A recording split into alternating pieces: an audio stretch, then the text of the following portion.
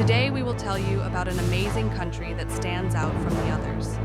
It has no rich natural resources, modern industrial facilities, or fertile land. Education, primary and secondary, is mandatory and completely free.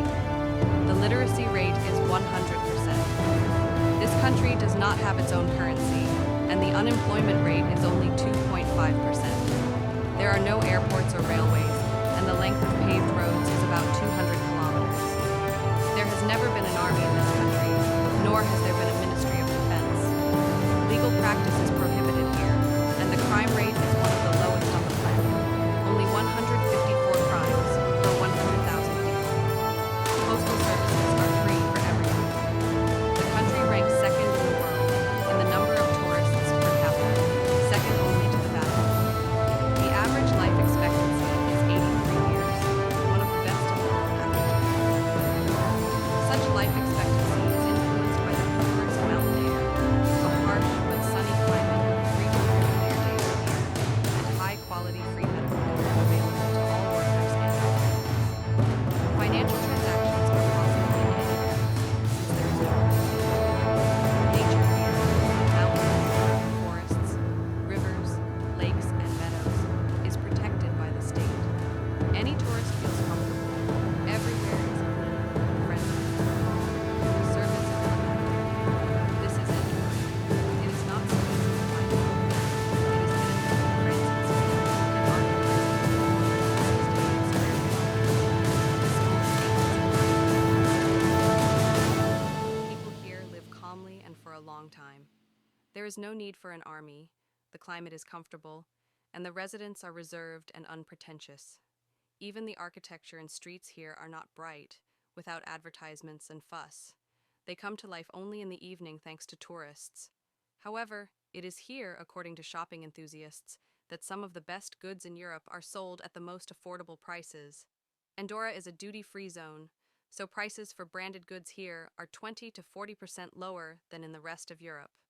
In the 1960s, against the backdrop of the Cold War, hippies in the United States especially appreciated the Andorran tradition of neutrality and demilitarization. After all, the country spent only $4.90 a year on defense. During those same years, the standard of living in the Principality increased significantly due to active trade, its status as a tax haven, and the growth of tourism. Ski resorts appeared, and mass migration from Spain and Portugal began. Today, tourism is the country's main source of income. The ski slopes attract millions of people, and the capital, Andorra la Vella, is famous not only for its resorts, but also for its golf clubs. The absence of duties allows keeping prices low and developing trade. Shopping tourism has become the basis of the economy. The small principality, with a population of about 90,000 people, annually receives more than 10 million tourists. There have been no military conflicts here for centuries, and the police easily cope with rare violations. Therefore, the professions of prison guards and lawyers have practically disappeared here. Andorra is formally an independent country, but some functions are delegated to Spain and France. The co-princes are the President of France and the Bishop of Urgell, but actual power belongs to the Parliament, the General Council of the Valleys. Andorra is not part of the EU, and its security is provided by its neighbors. About half of the population are immigrants. They are attracted by low taxes and trust in banks. Andorran financial institutions employ Russian-speaking staff, which indicates a significant proportion of people from Russia. People are drawn here by the high standard of living, mild climate, clean air, and longevity. Tourism accounts for 80% of the country's GDP. In winter, the ski season is popular from December to April. In summer, people come to enjoy nature and ancient monuments. In the capital alone, there are 40 hotels and the same number of SPA salons. Tourism has become an incentive for investment and growth in real estate prices. There are no airports or railways here, only road connections.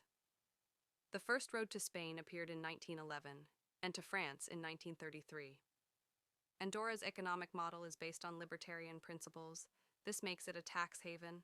The country is also known as a luxury goods trading center. Here you can buy goods 25 to 40% cheaper than in neighboring countries. One-day trips from France and Spain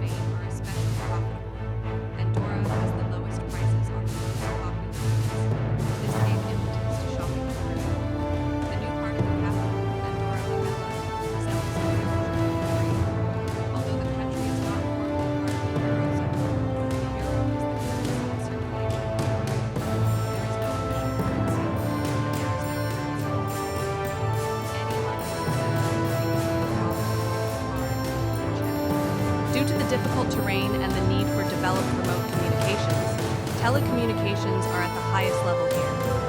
By 2010, fiber optic internet with a speed of 100 megabits per second was installed in every home. There is no private land here. Everything belongs to the state or communities that distribute the plots. Revenues from the sale of meat and medicine go to the state treasury. There is no industry as such, only small enterprises. Iron ore reserves are depleted, the metal is imported. However, the country has a developed energy sector. Many power plants have been built on mountain rivers. Tourism has led to an increase in souvenir production. Local wines in unusual bottles and huge cigars up to half a meter long are especially popular. It is worth remembering that back in the 13th century, Andorra was a closed and poor country, living on agriculture and smuggling. It was only in 1993 that it finally got rid of feudalism. But having no oil, gas, or diamonds, the country managed to achieve a standard of living, GDP of $50,000. Why? Perhaps it is all about the people, culture, and traditions.